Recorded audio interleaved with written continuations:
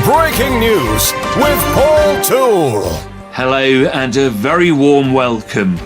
The Cal League, the first Crip softball league in Los Angeles, presents its coffee table book of 500 Black Unity pictures by author L.A. Nutt. The Cal League uplifting families, communities and ending the sickness of gang violence that has plagued black communities for over 50 years. The Cal League players, former Crips on 11 teams, backed by their communities, create a safer environment for all LA communities. That's all for now. Thanks for watching. Until next time, goodbye.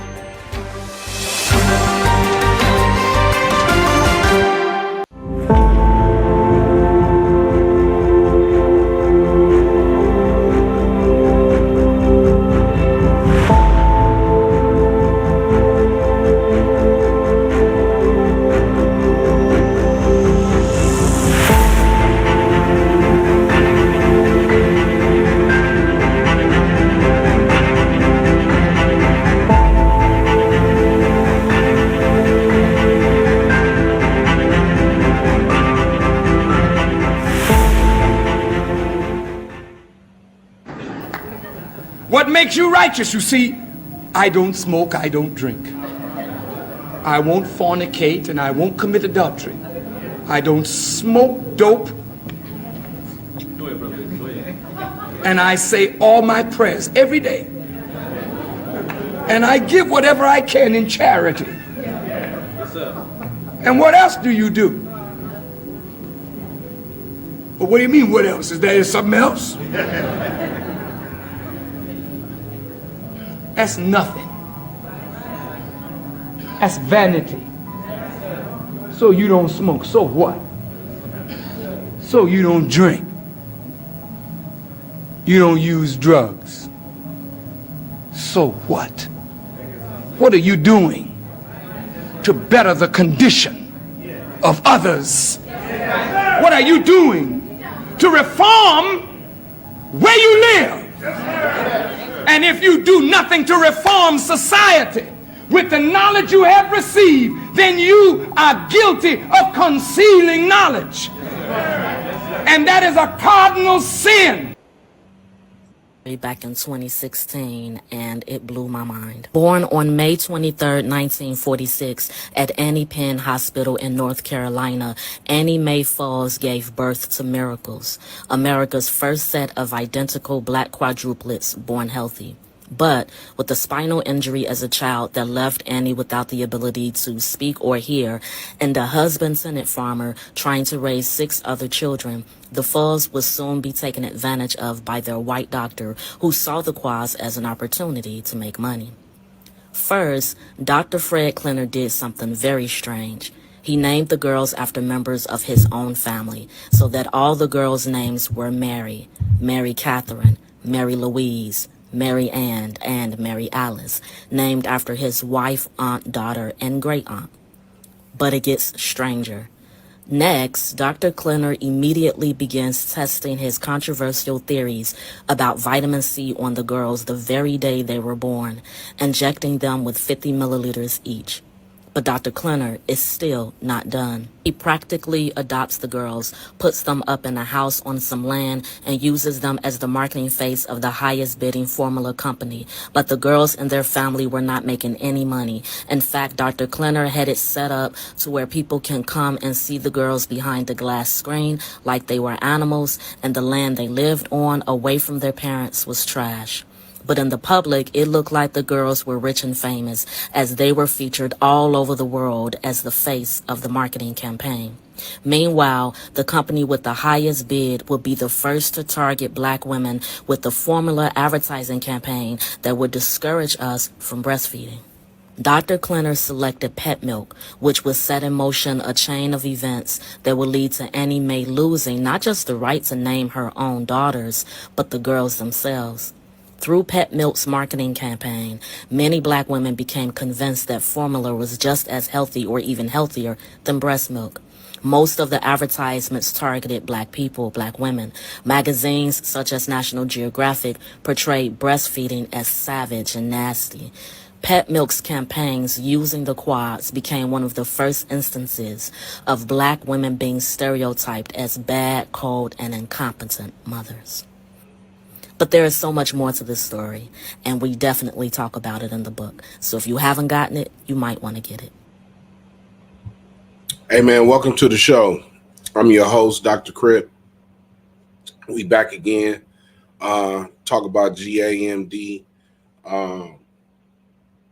And you might say, well, Dr. Crip, what does this show have to do with the Bloods and Crips acting ignorant and stupid? Well, because that is not that far long ago. And research has shown that stuff that was done to us in the last 100 years or so, even 40, 50 years or so, is connected to what is called our genes, generational, So just imagine the stuff that the white people have done to us, the government have done to us over the years. I just use this story because I find it interesting. But I got so much information. I just like to use that story because I know maybe a lot of people don't know about that. And Pet Milk was in my house. I remember seeing that little silver can. I used to be like, what is that in there? Why is that? And black people use that for so many different reasons. And it's like, wow. If we only knew the truth behind everything. I'm almost thinking about becoming a vegan, man. I'm kind of liking the way that feels. Just eating fruit and beans and, wild rice. And, I'm trying to, I'm battling with it right now. Maybe that's why my face is changing. I'm still looking, I'm looking smooth or whatever. But I find that type of stuff fascinating. And the reason why I show it is because it makes me think about all the stuff that was done to black people in general, not just those young girls, God bless them, but just in general. And like when it comes to all the homies over the years, it makes me think about how they used to test the drugs on the homies that was in prison, that was going up, that was wild, out of control. What they call it, howl dog. They call it howl dog, halogen, or something crazy. And when you used to see the homies that get on those drugs that's in prison or even some in the county jail for a long stint of time, how they used to come out slow, moving slow, talking slow, just like, wait a minute, when he went in, he was a beast. But this is the thing. Those drugs are in your system. So while the female who thought that they were just playing the homie because he get a check now, this and that, and you sexing him, this and that, woo, he is skeeting up in you. He going up in you. And you create that baby. Now that baby to this day that was born in the 80s from just, let me just get his check and do this and that, and not knowing that he was the penitentiary, which is the worst lab experiment in modern science in today's world. It's just feeding this dude all kind of drugs to keep him from taking off on the police, this and that. Hot meds, that's what they call it. Hot meds. And you got to take them drugs and all that. And this is a form of from whatever people are saying that they have or whatever. But when I'm strictly talking about the homies that was too wild for the police, like, taking off, getting into trouble, going to the hole, and they will force them drugs on you. Yeah. They will force them drugs on you, and the effect of those drugs Or they convinced you, hey, take these drugs. You want to test these drugs. You want to do this and that. All these drugs get out, and now the homies is taking them, and they slowly are turning. Homies is slowly turning, like, man, you slow. You can see it in his face. You can see it in his eyes. His brain is fighting it. Just all kind of situations. But when they have those kids, those drugs are in those kids. Now, those kids today, guess how old they are? 40 and under, which are the G's of today right now, that the young ones look up to. They get because they don't want to listen to me.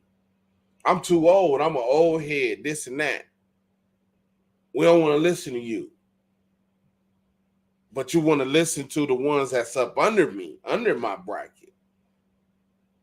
And those are the ones, they daddies was in prison for a long time, county jail, taking them drugs, halogen. What's some howl dog? What they used to call it, howl dog. It's another one. It's like it's something with an M or something like that.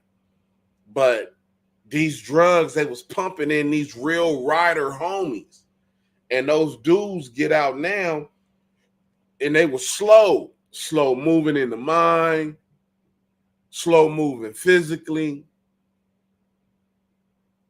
Almost a come down, bring down. And then they get out and they sexing their baby mamas or whatever homegirl that like them at the time, and boom, up pops the baby.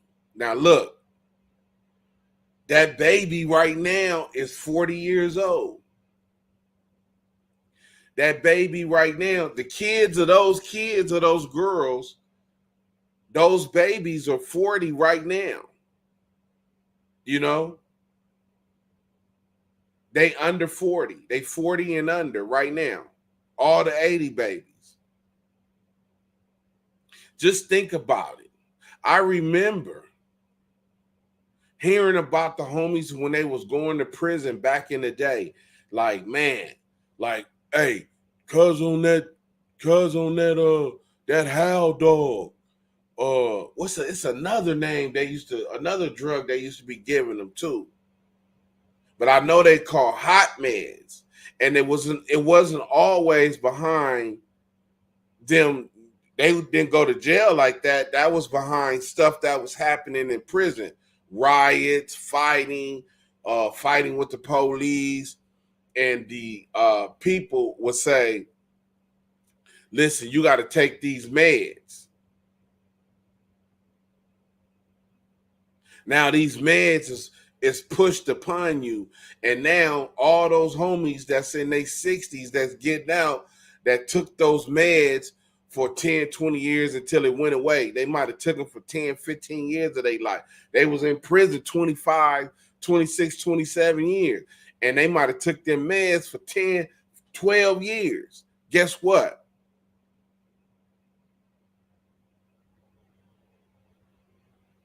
They was having sex on their visits, making babies, all type of stuff. And those kids that are now 40 and under, guess what? They running around with a chemical brain imbalance. That's easy for this. GAMD. So when I see stories like that, it just makes me think about everything else that Blacks in general have to go through, what is put upon us as a race. And Crips and Bloods do not fit in there. It's a side effect. Crips and Bloods is a side effect of slavery, poverty, depression, mental depression, economic depression, spiritual depression. It's a side effect.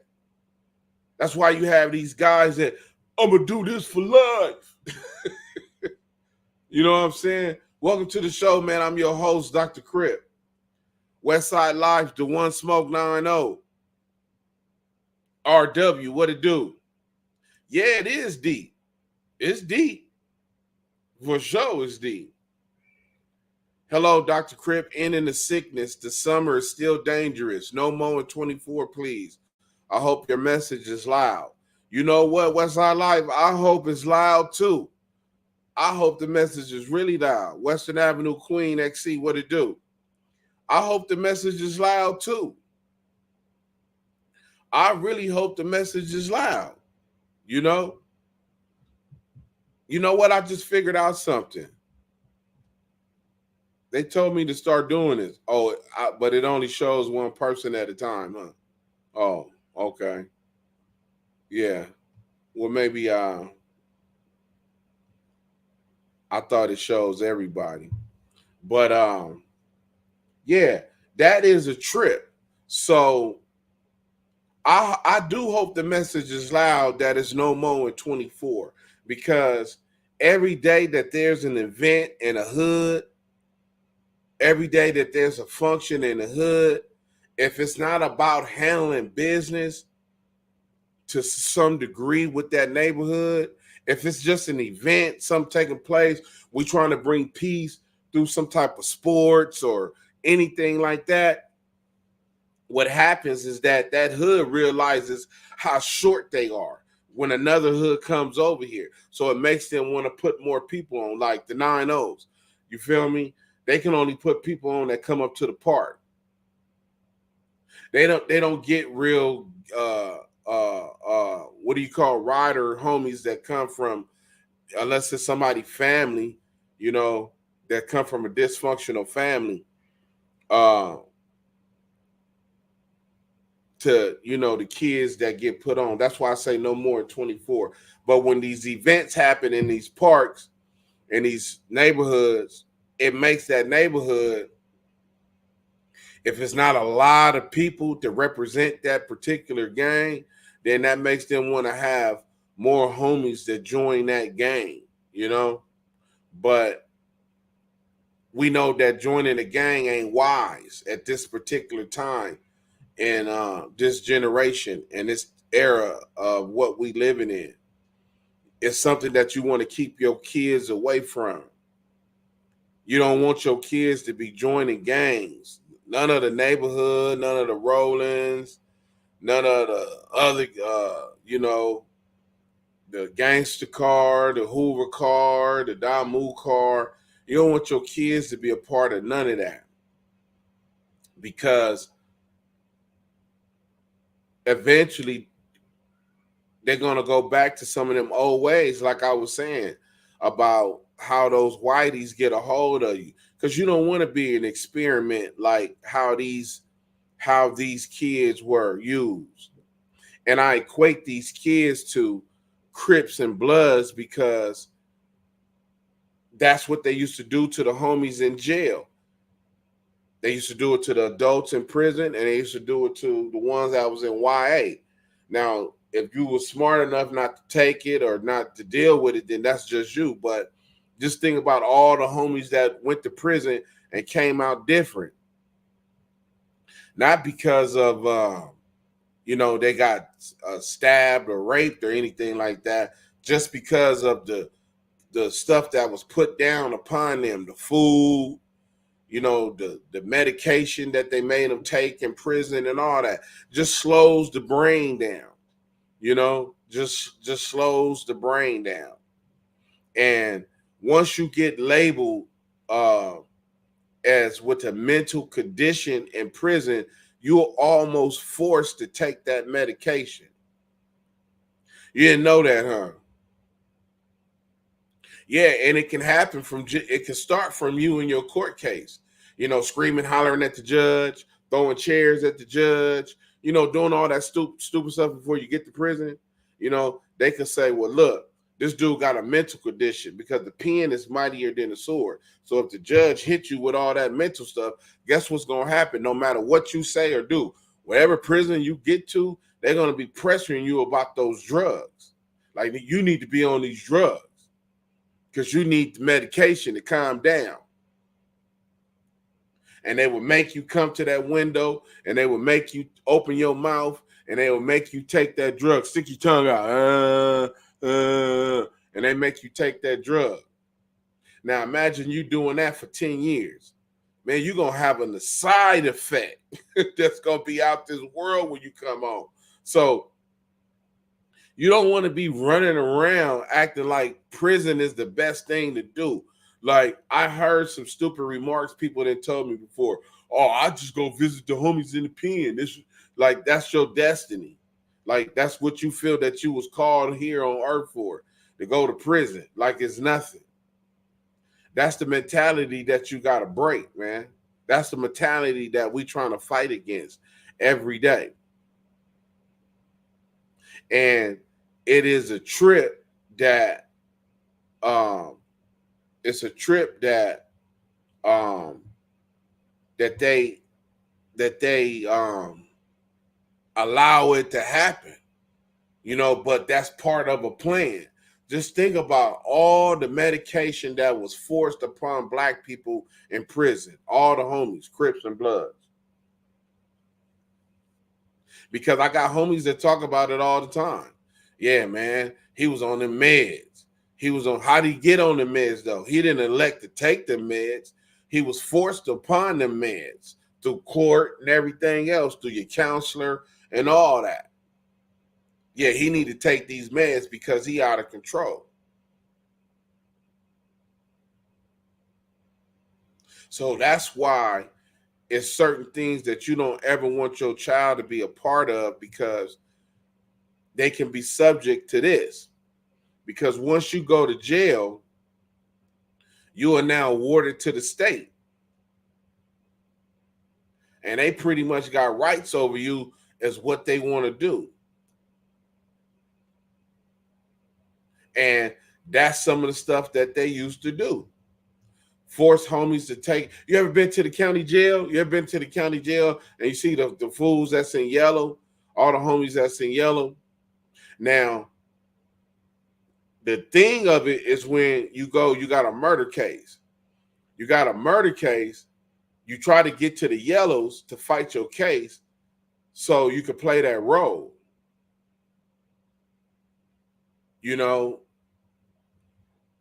and it's a battle, because some people go into the modules, you know, the Crip module, the blood modules, and all that. But you know, a real one that want to fight this case and beat this case, and I'm gonna care about all that. I'm gonna go over here to these yellows, woo, and he gonna do his best not to take the meds, fight that case, get that mental stuff going on, all that. But guess what? That's gonna follow you the rest of your life. So how you handle that is the key to success. Because I know some homies that went over there and it didn't work out for them pretty. It didn't work out for them too well. You know, the meds got the best of them. You know, because it's hard for somebody to admit that they have mental issues, you know, especially in jail. You know, now when they get out, that's why when people get out, we think that the homies is slow from doing all this time. Yeah, that is true. You know, ooh. But if he was also taking them hot meds in jail, then that's also an issue. That's not nothing to be playing with. Those hot meds, you know, that can slow the brain down and it can do damage. And once that's in your bloodstream, it's in your DNA. When you have sex with your girl, it get passed on. You feel me? Hey man, look, welcome everybody to the show. I'm your host, Dr. Crip. We talking about, I showed this clip of these quadruplet girls that were taken advantage of by this white doctor. I'm going to let you see it again. But the question is, well, Dr. Crip, what does this have to do with the Bloods and Crips? And it reminds me of how the homies was forced to take those meds in jail because the ones that was turned up that the police couldn't control and handle, their names was given over to that people. Like, yeah, he need to take them. That they used to call it that howl dog, you know, and it's another one. It's two of them. And that medicine slows you down, you know. But take a look at this. I want you to see this right here. I first heard about this story back in 2016, and it blew my mind. Born on May 23rd, 1946, at Annie Penn Hospital in North Carolina, Annie Mae Falls gave birth to Miracles, America's first set of identical black quadruplets born healthy. But with a spinal injury as a child that left Annie without the ability to speak or hear, and a husband-tenant farmer trying to raise 6 other children, the Falls would soon be taken advantage of by their white doctor, who saw the quads as an opportunity to make money. First, Dr. Fred Klenner did something very strange. He named the girls after members of his own family, so that all the girls' names were Mary, Mary Catherine, Mary Louise, Mary Ann, and Mary Alice, named after his wife, aunt, daughter, and great-aunt. But it gets stranger. Next, Dr. Klenner immediately begins testing his controversial theories about vitamin C on the girls the very day they were born, injecting them with 50 milliliters each. But Dr. Klenner is still not done. He practically adopts the girls, puts them up in a house on some land, and uses them as the marketing face of the highest bidding formula company. But the girls and their family were not making any money. In fact, Dr. Klenner had it set up to where people can come and see the girls behind the glass screen like they were animals, and the land they lived on away from their parents was trash. Right. But in the public, it looked like the girls were rich and famous, Beautiful they as are. they were featured all over the world as the face of the marketing The White House. campaign. Meanwhile, the company with the highest bid would be the first to target black women with the formula advertising campaign that would discourage us from breastfeeding. Dr. Klenner selected pet milk, which would set in motion a chain of events that would lead to Annie Mae losing not just the right to name her own daughters, but the girls themselves. Through Pet Milk's marketing campaign, many black women became convinced that formula was just as healthy or even healthier than breast milk. Most of the advertisements targeted black people, black women. Magazines such as National Geographic portrayed breastfeeding as savage and nasty. Pet Milk's campaigns using the quads became one of the first instances of black women being stereotyped as bad, cold, and incompetent mothers. But there is so much more to this story, Look how and we beautiful they are. definitely talk about it in the book. So if you haven't gotten it, you might want to get it. Look how beautiful they are. Did you see how beautiful those girls grew up to be? But that's what I'm saying. Those kids of those girls would be the ones who would become the 80 babies and all that. And eventually, those are the kids who I'm talking about.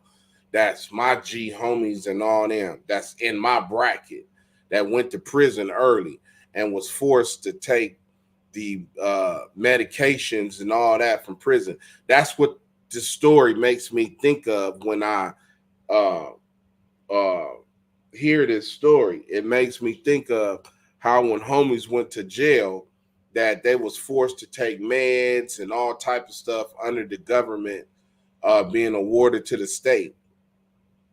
I clearly remember homies in YA, in my bracket and older, and in prison in my bracket and older. Hot meds and all that type of stuff. They was taking that stuff. So, you know, all the stuff that black people have to go through, it makes me understand a little bit more of that.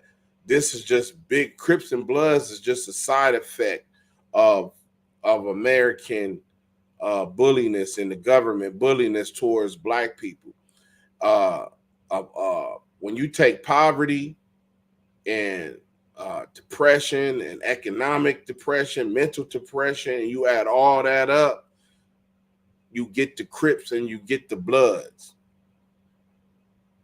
and everything that go with it.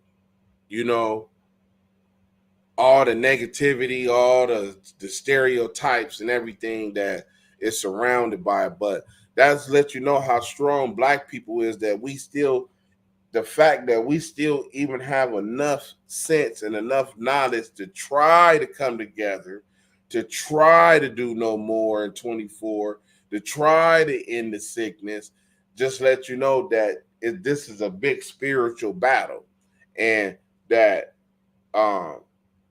if black people do not come together right now in this era, this generation, and this time, 20 years from now, is going to be terrible for us. And guess what? I'm only going to be still like a young man that's supposed to be fit. That's why I may become a vegan soon or something, because I'm trying to eat healthy and live as long as possible. But this story makes me think of that. It brings me to how stuff is forced upon homies, because you was in jail and you was doing too much, you constantly fighting, you constantly doing this, and the doctor said, "Hey man, this dude need to get that halogen, Haldol, whatever that name of it, that drug is." It's another drug too that I can't think. It started with an M, I believe, and it was strictly for bringing you down. It was strictly meant for like bringing you, to control you, because that's what that howl dog did. They call it howl dog. That's what that did. It brought you down. You know what I'm saying? It made you calm, So when I see stories like that, it makes me, like, this is related to the Crips and the Bloods, because it's related to all blacks. It's related to all the struggle of what blacks went through to come out in this particular day.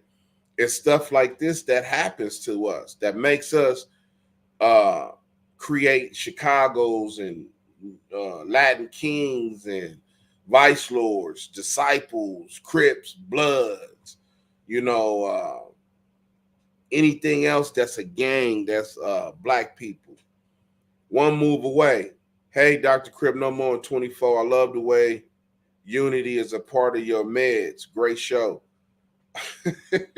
Listen, unity is always going to be, because I constantly tell you that in order for us to complete No More in 24, we have to have the gang interventionists. That's a job that one of the hardest jobs that gang interventionists have is to try to bring peace, to try to stop people from killing each other. So just imagine if you using the influencers to stop the violence, then it should be no problem for them to say, "Listen, man, we ain't putting no other kids on the gang in 24 because we see the examples of what's happening." All you got to do is look around, man. It's still madness out here, man, and everybody is getting affected by it. And it ain't all just blacks. Let's cut that out too. Blacks is now starting to become a small percentage of what's actually going on. They're taking their Crips and Blood name and using it. I didn't see where it's been Crips and Bloods, and man, I don't really see too many blacks over there. I see whites and Mexicans and foreigners and all kind of people. They over there talking about blood and cousins, like, damn, there ain't really no homies over there causing all that. But blacks and Crips and Bloods get the blame for everything. All that destruction that they doing, what do you call it? Them takeovers and all that. All them is blacks involved in all that, but blacks ain't the orchestrators of that. That's a whole different type of generation out there, man. That's want to cause all that confusion and all that's going on. Doing donuts in the middle of the street, then leave a car burnt up. That ain't all just black people, man. That's a whole generation of other immigrants and Mexicans and foreigners and all kind of people that want to be down, that live in the hood, that is represent Crips, Bloods, and gangs and all that other stuff, and this is why blacks need to come together. The Crips and the Bloods need to come together to get away from everything that's happening, with what's happening, with all that stuff, because in the long run, it's going to affect us even worse, because we go to these public schools, we small. Our percentage in the school is small. We don't even, when you go to Crenshaw and Dorsey, I mean, we there in numbers as far as sports and all that though, but man, our numbers is show. As a whole, we represent a small percentage of these public schools now. With all these other schools that's going on, these charter schools and all that, blacks represent a small percentage. And if we don't get these kids education, guess what's going to happen in 20, 30 years? We're not going to have no youth running around here. We're going to have to depend on a whole different type of race of people to take care of our people, because our people going to be dead, locked up, and just,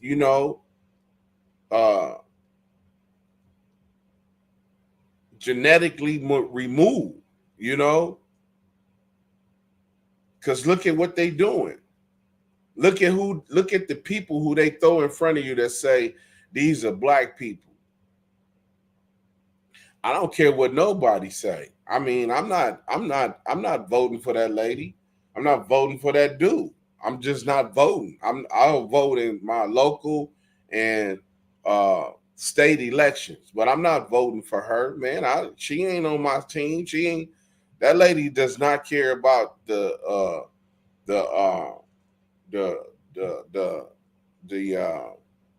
rehabilitation of Bloods and Crips. Her job was to lock them up and throw away the key.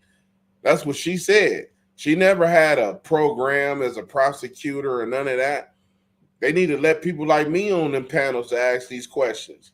As a prosecutor for Los Angeles, did you ever have a program when you sending someone to say, hey, if I'm gonna give you this time, but while you here, if you be a part of this program, it can help you in the long run. No, she ain't never did nothing like that. Only thing she did was lock people up. So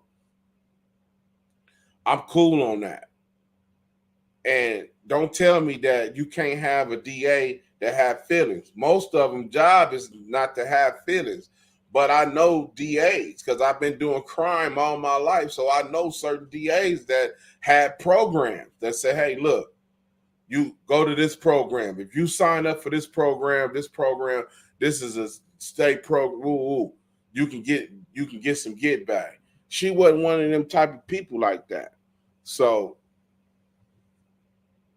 that's why I'm cool on that. But when we see stories like this and we see what was happening to black people, it just made me think of all the negativity stuff that was happening to the Crips and the Bloods for over 25, 30 years. All the stuff that the homies had to suffer while in prison, what they can do, what they couldn't do. That's why my friend, I told you, my boy, who was in prison 18 years, when he got out, he got a job making, $80,000 and better. And I'm like, man, you've been gone all this time. I'm embarrassed to talk to you because I ain't been doing nothing out here but just keeping false hope alive. So if there's a chance for homies to go to prison and they can get their life together, they need to take advantage of that. But it's very few homies that go to prison that get out like that. You got that small percentage that's gonna get out, that's gonna handle their business. Shout out to about 3 to 4 of my homies that did the 28s that got out, that handling their business, got brand new cars and houses and all that. I love them for that, because that is what shows, listen, if you make a mistake, just don't waste your life in prison, homie, because you got people that's doing 28 want to get out and come take back over the hood. Oh my God. And they run straight into me. I got to deal with all these headaches with these dudes. You feel me? Because they picking on me. Because guess where they try to come back through? Gang intervention. Oh my God. Did you not do nothing when you was in there? Did you go to college? Did you do anything else besides come take back over the hood through gang intervention? You know? Come on, man. Get a life, bro. You know? If you're going to throw your life away, get a life. You know? Get educated, man. Get with people that's going to put you on the right path so you don't have to depend on dealing directly with the hood when you get out. You know? But this story was important for me to tell because I wanted to share it with people just to let people know that, the foot is on the back of Black people in this country, man. And the Crips and Bloods can be a big part of the movement if they get their stuff together and they just sit up and say no more in 24, and stop derailing youth. Stop derailing youth to where, it's just a bad accident, waiting to happen. Let these dudes know what's coming to them when they join this gang. Your homies is gonna kill you. It's not gonna be the enemies. They're gonna have sex with your baby mama, your girlfriend. They're gonna steal from you. They're gonna beat you up for no problem, for no reason. They're gonna beat you up for no reason. Let them know what is in store for them when they come and join these gangs, man. I got some people, man, that we putting a big a nice it's another grid. No, it don't stand for gang reduction youth development. It's not that type of grid. And I didn't come up with the name. Somebody else that has, a lot of stuff going on came up with the name. They didn't even know nothing about that particular grid. But their grid it means something totally different. But it's people working with people to help build the gaps for the youth, for the next generation. So, of course, when my number was called, I'm all good. I'm all a part of that. And hopefully we can get our programs off the ground because I got fabulous programs on me. I got programs that, is not the average. Our job is to bring education to youth, choices that can be made that's healthy, and not forced upon you, where you can get the resources to make a healthy choice. That's what your job is right now. If you call yourself an OG or whatever the case may be, it's supposed to be to help prevent any further gang involvement with youth. Don't sit around and let no 12 and 13 and 14 kids get put on gangs. If you have a voice in your hood, you're supposed to say something about it. I thought all the gangs we came together, why they call me? Everybody called me and said, okay, 18. You got to be 18 with a diploma. I thought that was the new, is that it? You got to be 18 with a diploma. If you want to join this gang, man, you got to be 18 with a diploma. Then you could decide on what you want to do. Until then, we ain't taking them. We don't need nobody. What can a 12-year-old do for you? Why does a 12-year-old need to join a gang? What do a 13-year-old need to join a gang for? What can they do? What can they bring to the gang? What can they do? Don't you know you got older people telling them they got to go put in work? Why can't the gangs just say, hey, man, you got to be 18 with a diploma?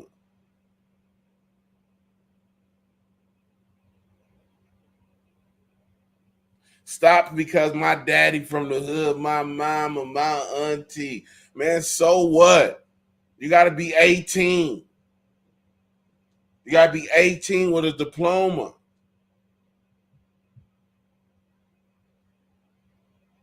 Everybody get on the same level. Nah, man, listen. Send them start making them send them pictures around. Nah, man. He tried to be from Hoover. Now he trying to go be from 40s. Now he trying to go be from Backstreet. Come on, man. That's why these kids getting into it. They get into it in this neighborhood, then they want to go turn this neighborhood. Then they want to go turn this neighborhood. GAMD is a gang addiction mental disorder. Their minds haven't developed enough to make decisions like that.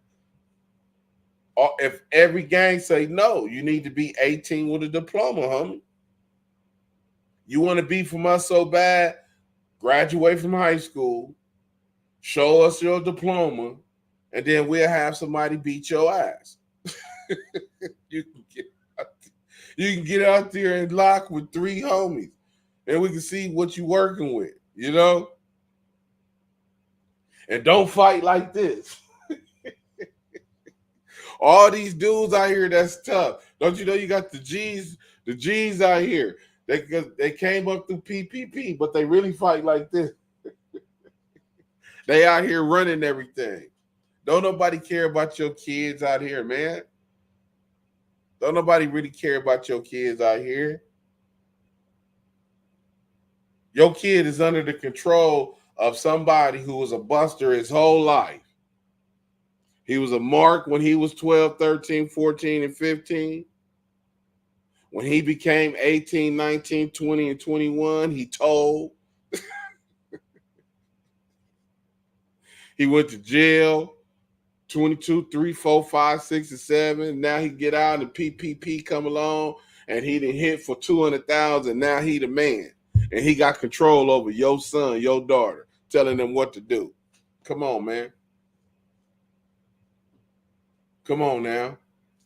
Where do they do this at, man? You know, only in LA, obviously, huh? It is time that we get a hold on this, man. You know, it's time that we get a hold. It's time that we bring something to the table other than negativity of the youth. You know, all these gang interventionists need to come together, man. All of them. That's from all these different cliques. The gangsters, the Hoovers, the Damus, the neighborhoods. They need to have a meeting, man, and debrief with each other about what is going on in these neighborhoods with these young dudes. And the number one thing need to be no more in 24. Violence is going to reduce itself because when 2 gangs is at war, they know it's hot in their hood. So guess what? They're going to stop coming shooting at each other. So that's going to bring down the war. What we need to do is stop saying, oh, we beefing with these dudes right now. You're going to be little such and such. You're going to be tiny such and such. You're going to be baby, infant, and all that. Man, that's what need to be knocked off. Why do you need any more people on this game? You already got 300 people. Every single kid on your hood is not straight. It's tattletales and busters in training. They ready to go get on the stand. They ready to kill each other. Because my girlfriend said that she want a Rolex. And we hit a lick together. Now I done shot you in the back of the head so I can keep the whole lick. Come on, man. That's the only thing that's going on in these communities out here. There is no more trust out here like that. That's why we say no more in 24, man. We need to get it together. We need to get it together. Hey, man, thank you everybody that came through, man. I'm Dr. Crip, man. This is the Dr. Crip Show. We focus on GAMD. The video that you see is about a pair of quadruplets. And you might say, well, what do that have to do, Dr. Crip, with the Crips and the Bloods? It makes me think about what was happening to the homies from the 80s and the 90s when they was going to jail and they was getting these drugs forced upon them. But check this video out. I first heard about this story back in 2016, and it blew my mind. Born on May 23, 1946, at Annie Penn Hospital in North Carolina, Annie Mae Falls gave birth to Miracles, America's first set of identical black quadruplets born healthy. But with a spinal injury as a child that left Annie without the ability to speak or hear, and a husband-tenant farmer trying to raise 6 other children, the Falls would soon be taken advantage of by their white doctor, who saw the quads as an opportunity to make money. First, Dr. Fred Klenner did something very strange. He named the girls after members of his own family, so that all the girls' names were Mary, Mary Catherine, Mary Louise, Mary Ann, and Mary Alice, named after his wife, aunt, daughter, and great-aunt. But it gets stranger. Next, Dr. Klenner immediately begins testing his controversial theories about vitamin C on the girls the very day they were born, injecting them with 50 milliliters each.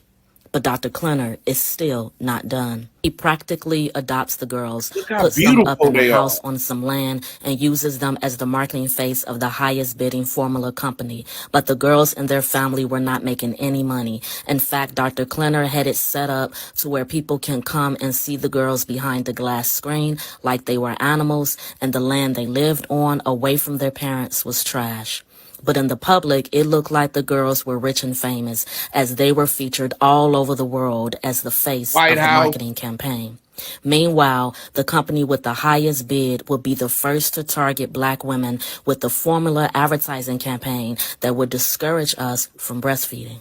Dr. Klenner selected pet milk, which would set in motion a chain of events that would lead to Annie Mae losing not just the right to name her own daughters, but the girls themselves. Through Pet Milk's marketing campaign, many black women became convinced that formula was just as healthy or even healthier than breast milk.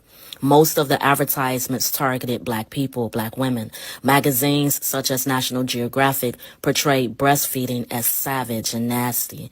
Pet Milk's campaigns using the quads became one of the first instances of black women being stereotyped as bad, cold, and incompetent mothers. But there is so much more to this story, and we definitely talk about it in the book. So if you haven't gotten it, you might want to get it. Man, I used to see that pet milk in my refrigerator in the hood on the block, 94th Street. Yeah, I'm really from the block. I didn't move over there. I'm really born and raised in the hood.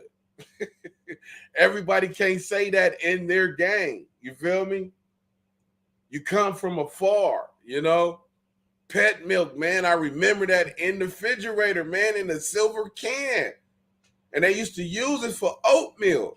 My sister used to tell me, go get it. Go to the store and get some pet milk.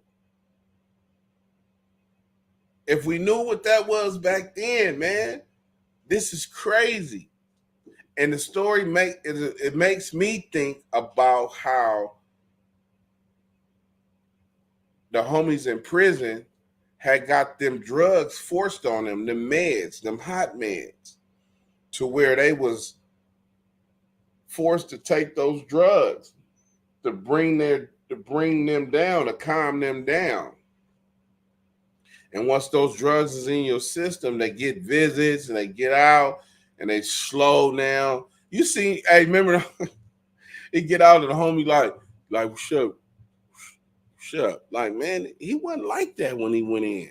My nigga used to be moving like, now he like, shut, kid. Yeah. Man, I'm gonna keep it 100 with you. Like, you slow. Like, what's happening with you? What's going on? What did they do to you while you was in prison, man? You know, these is the questions I need to know. But we know, America, man, is a bully on black people, man. So this type of stuff that was happening to us, but this just stuff that makes me, like I know what was taking place with homies in jail when YA and all that stuff, man. They was injecting you. They was making you take those meds, everything, man. So, you got to be careful. If you don't want your child to have to go through any of that because, what was once done will probably be repeated,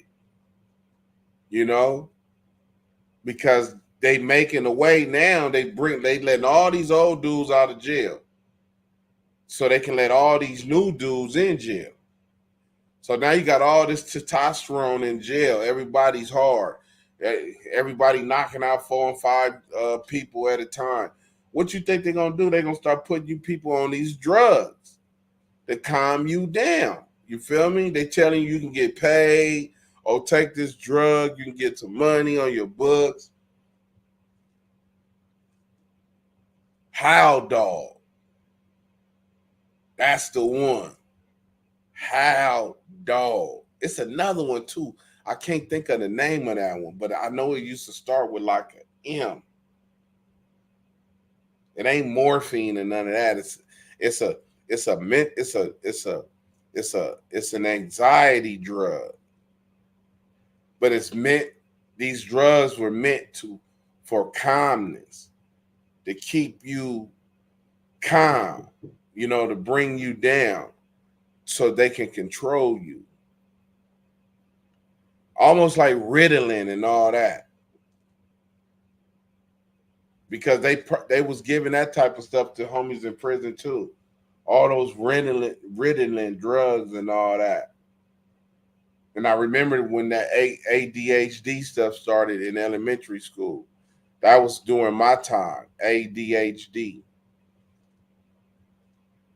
And they was giving not during my time, but after my elementary school, kind of like in the early 90s. Whoever was in elementary school then, they got affected by that. The ADHD drugs and all that. But when I see stories like this, it just reminds me of what black people had to go through and how Crips and Bloods are the side effect of society in America. Crips and Bloods are a side effect. It's a side effect of mental depression, physical depression, economic depression, spiritual depression, illicit medicine, drugs that they're telling you to take. It's a side effect. That's what you get, a boiling point to where people now, you see these people that's on social media, they call themselves Crips and Bloods. These people are the leaders of your kids. Look at social media and look at the ones that's happy to say, I'm a Blood, I'm a Crip, and all this and that. These are the leaders of your kids. The ones that's saying, I'm the face of this neighborhood, and I'm this person, I'm that person. These are the people that represent your kids when you're at work. Man, listen, no more in 24, man. No more in 24. We trying to end the sickness out here, man. Listen, I want to thank everybody for coming through. Westside Life, Does Smoke, the One Smoke 90, RW. What it do, man? Western Avenue, Queen, XC, one move away, man. Listen, I'm Dr. Crip, man. Let's just keep pushing no more in 24, man, and keep your foot on their neck, man. Don't let these dudes let up on your trying to press your nephew to join the gang and all that, man. Let's get these gang intervention people out here, man, and make them do their job. I'm Dr. Crip, man. Thank all y'all for coming through. We out.